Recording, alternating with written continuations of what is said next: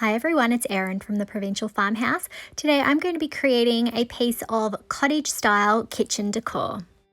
For my project today, I'm going to be working on this box that I believe is a recipe card holder. It even has a little lock, a little latch. I really loved the shape of it, but obviously it definitely needed a makeover. Now the paint on this was a little bit raised, so I did take out some 220 grit and also some 80 grit sandpaper to try and level that out first. I then took out IOD's new Wild Berries Mould. I have definitely been wanting to try this one, and I'm going to be focusing on the strawberry design. So I'm pouring out some fast cast resin. I'm pouring out equal parts A and B, and then I'm going to stir it really well together for about 30 seconds. Remember, the milliliters that you're going to need for resin are on the mold next to the designs. I'm then going to start pouring out my resin into the pieces that I want. Now you could definitely use clay for this project, but I didn't want the top to be top heavy and cause any balance issues when I was opening it up to get recipes out. So resin is a lot lighter and it was just the best option in this case. I'm then going to start taking the castings out, and as you can see, they are so beautifully detailed. I really love this one. I am, however, going to be doing some adapting of these pieces, and this is something that's a good idea to do not long after you take your resin out. So I'm actually going to trim off the stem that's near the strawberries there, just using a craft knife. I'm actually going to end up casting 2 of these larger strawberry designs for my project today. I then took out Paint Couture's 2-in-1 primer in white, and I'm going to be applying 2 coats of this over the top of the entire recipe box on the outside. I'm not going to do anything to the inside. I'll just tidy it up, make sure it's nice and clean because it's already been painted black and already looks quite neat. Once my primer was dry, I took out Paint Couture's Italian Ivory mineral paint, and I'm going to be applying 2 coats of this over everywhere that I have that primer down. I really wanted a nice cream tone for today's project. I was definitely inspired by a lot of the retro strawberry kitchen decor that I've seen, but I wanted it to have a bit more of a vintage look for my project today. While that's drying, I started focusing on the strawberries. I'm going to be using Evergreen chalk paint and red velvet mineral paint for my projects today, and I'm going to begin by adding the Evergreen chalk paint over the top of the leaf and stem details on the strawberries first. I'm using a smaller artist brush so that I can get into all of those details. I only ended up doing 1 coat of the Evergreen chalk paint on the details, but you could definitely come in and you could add a little bit more realism and depth by layering in perhaps some lighter green tones. I just wanted to keep it pretty simple, so I'm just sticking with the Evergreen today.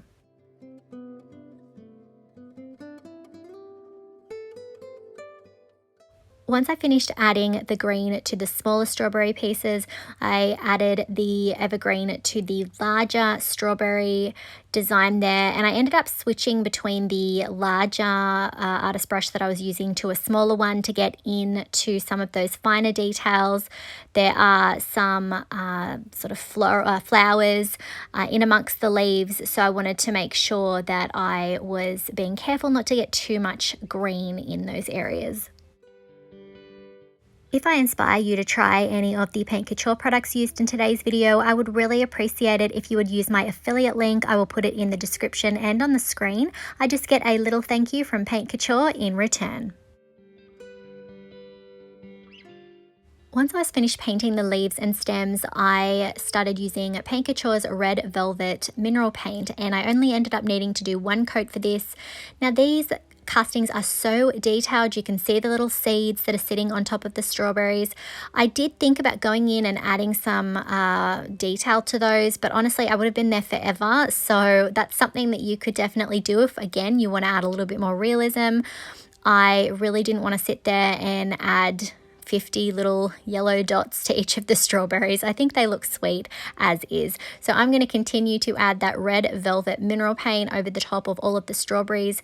It really is the perfect red for the strawberries in this mold.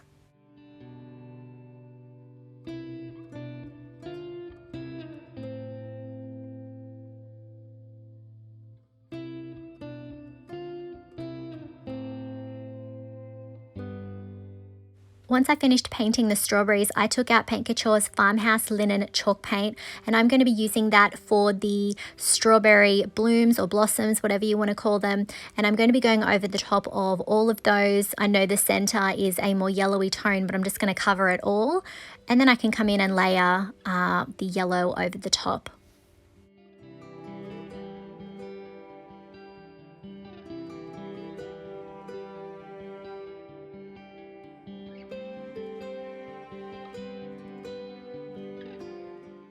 Once I finished painting the white petals, I took out Paint Couture's Spanish Sunrise, and I'm going to be adding that to the center of each of the strawberry blossoms. And I really feel like this color combination is really quite pretty.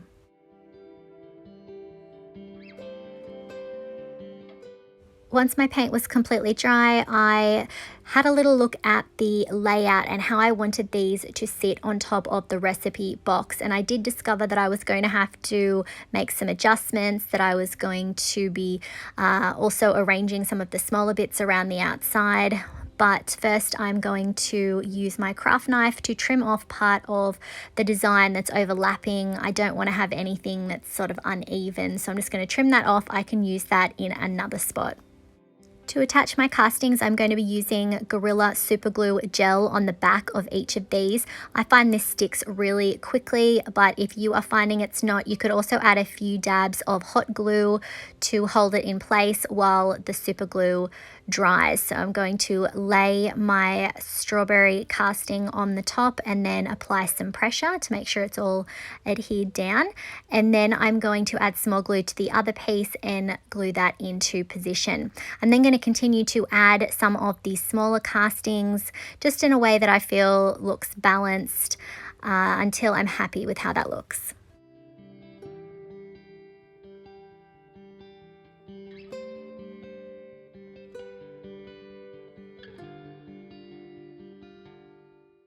I'm then also going to be adding some strawberries on each of the sides of the recipe box there. So just the one that has the 2 strawberries, I'm going to have one on each of the sides. I'm also wiping up any excess super glue with a wet wipe. Next, I decided to add Evergreen around that bottom rim of the recipe holder. I really like the two-toned look, and I felt like because we have the Evergreen on the strawberries, it just sort of tied the bottom section with the top lid. So I ended up doing 2 coats of this around the base. And if there were any areas that I wasn't happy with, because that Italian Ivory has a built-in top coat, I could always wipe some of that away with a wet wipe. While that was drying, I took out IOD's new vintage Brooches mold, and I am going to be using some resin in 2 of the different castings that I think will fit. I wasn't sure exactly which one I was going to use. And then I took out Paint Couture's Crackle Step 1. So while my resin is setting up, I'm applying Crackle Step 1 over all of the gaps on the recipe box. So again, as I said, you could leave this, you could definitely have it be bright looking for sure, but I want more of a vintage look. It's just my style.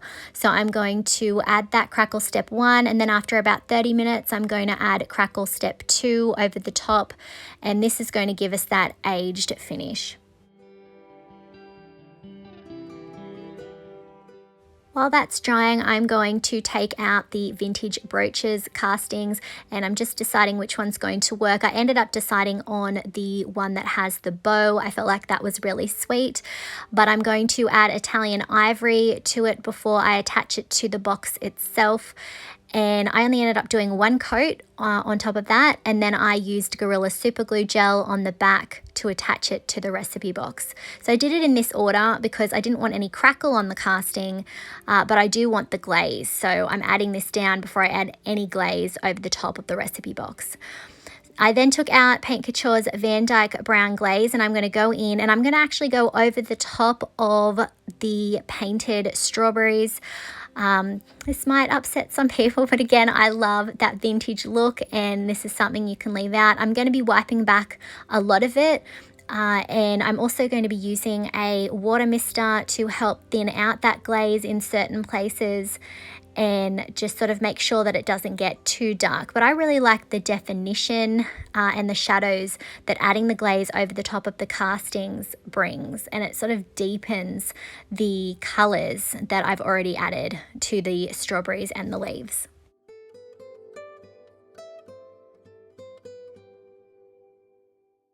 I then moved on from the top and started adding it to the front section, and as I said before, I am going to be adding it over the top of the vintage Brooches casting, and I really love again how this gives that definition and depth.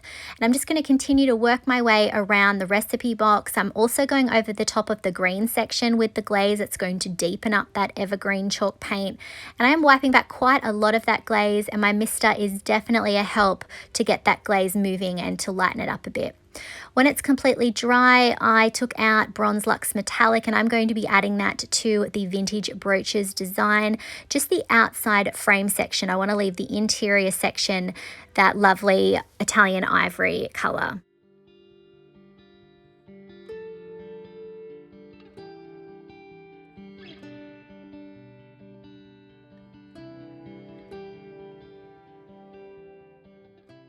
Next, I decided that I wanted to add some of the bronze to the center part of the strawberries. You can still see some of that Spanish sunrise that we already added, but I'm going to add that bronze so we have a little bit of shine, a little bit of that pop of metallic.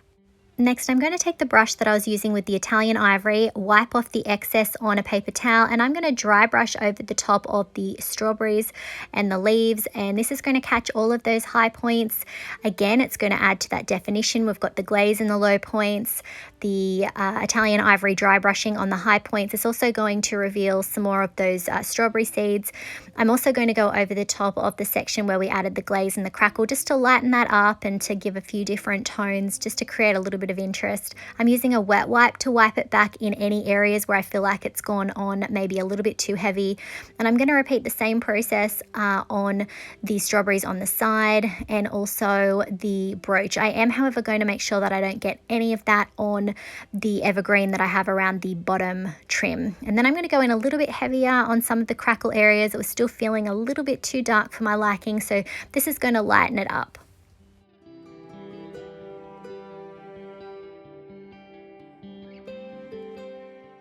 When that was dry, I took out IOD's new Insignia stamp set.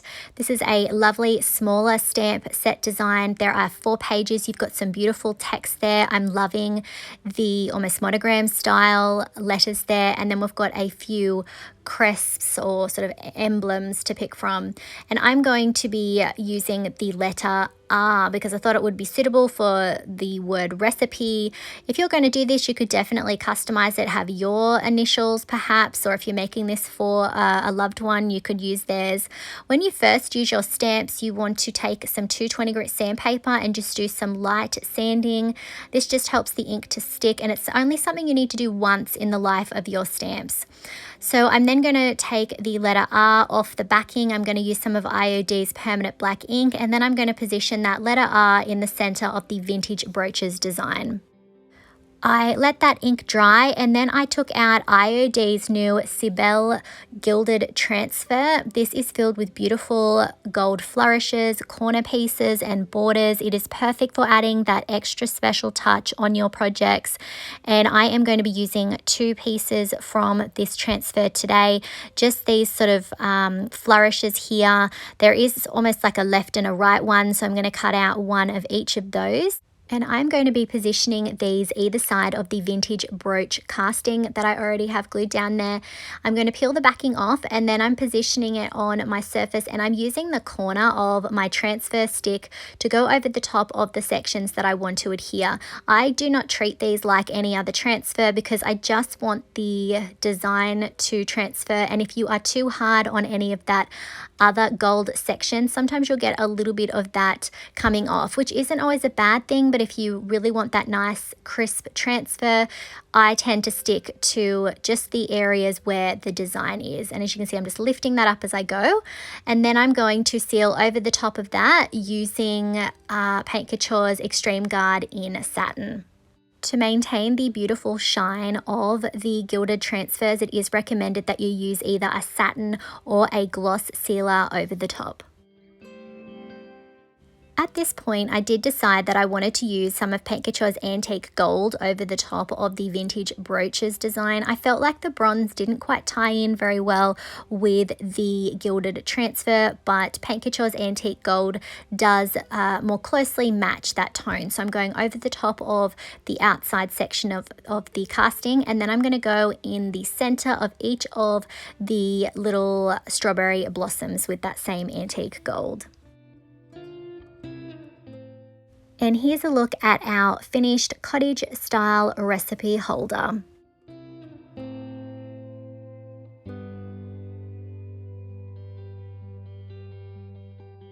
I think this turned out really sweet. I had a lot of fun using the new Wild Berries mold from IOD and of course the vintage Brooches design. Let me know what you think of this in the comments.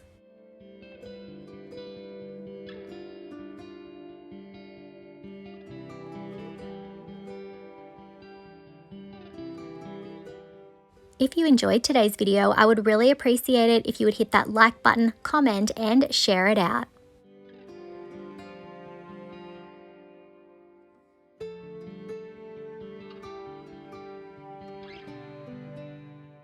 If you haven't already, I would love it if you would hit that subscribe button and the notification bell so that you don't miss out on any of our videos.